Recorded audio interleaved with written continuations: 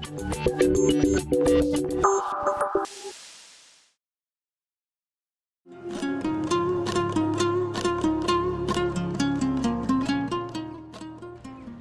жастар, егемен еліміздің болашағы өздерің секілді бәсекеге қабілетті жастардың қолында. Сіздер алған озық білім, терең тәрбие өздерің үшін ғана емес, ел мерейін үстем ету үшін маңызды. Ол үшін біздің жастар адалдық пен тазалық, парасаттылық, жауапкершілік, патриоттық сынды қасиеттермен сусындауы тиіс.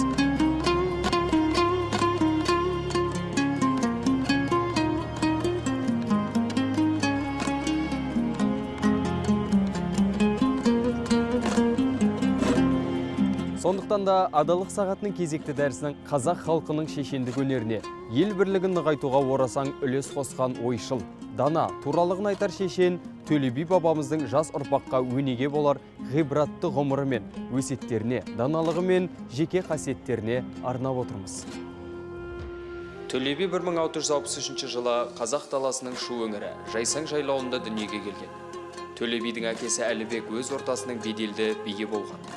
Төле бала күннен әкесімен бірге ел көріп, жұрт танып, халқының ақындық, шешендік өнерімен сусындап, араб, парсы тілдеріндегі тарихи кітаптарды, аңыздарды көп оқыды.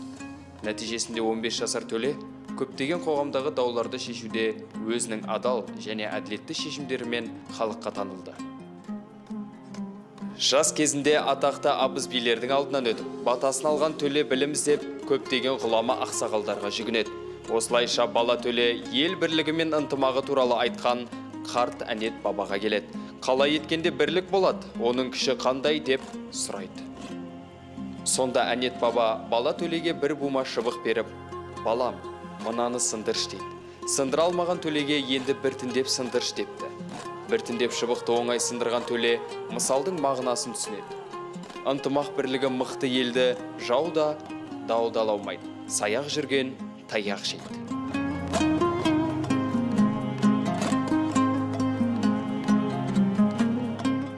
Достар, адам бойында байқампаздық, тазалық, адалдық сынды қасиеттер жастайынан қалыптасады.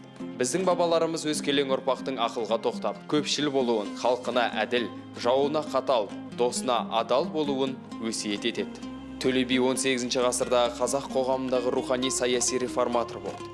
Қаз дауысты Қазбек, Әйтеке билермен бірге 300-дің ұлыстарын бір орталыққа бағындырып, Тәукені хан етіп сайлауға, осылайша бірегей қазақ хандығын нығайтуға ат салысқан қайраткер.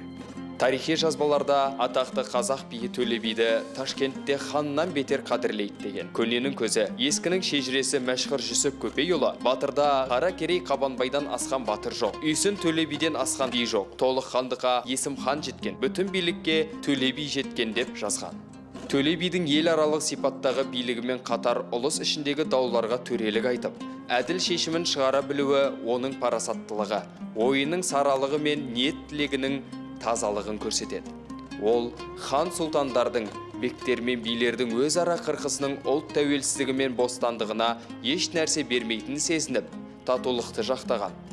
Бізге жеткен аңыз әңгімелерде бірлік жоқ жерде тірлік жоқ деген сөздері ұлт бірлігін нығайтуды жақтағанын дәлелдейді.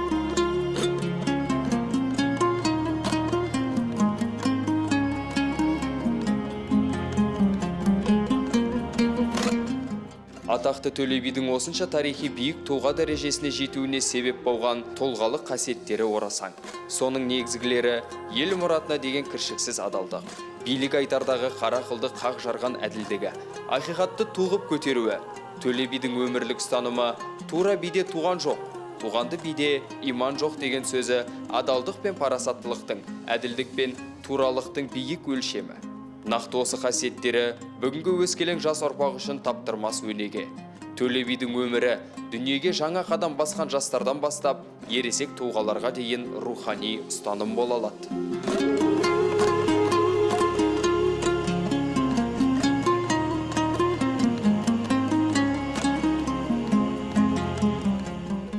Бабамыздың өсиеттерінің бүгінгі күрделі әлемде білім жолындағы жастардың рухани тұрғыдан байып, өсіп жетілуіне тигізер ықпалы өте зор. Заманын болжай білген Төле былай деп толғанады. Алдыңа келсе бітпес тау, әділін айтып қорғаңыз деп, әділдікті ең басты құндылық ретінде ұстанады. Дана би рухани және интеллектуалды тұрғыдан толысқан жас азаматтардың қандай болмағы туралы ғажайып терең ойлар қозғайды. Мұндай ұрпақ өз бойында адалдықты тұншықтырмай, оны қолдап, халыққа риясыз қызмет етуі тиіс.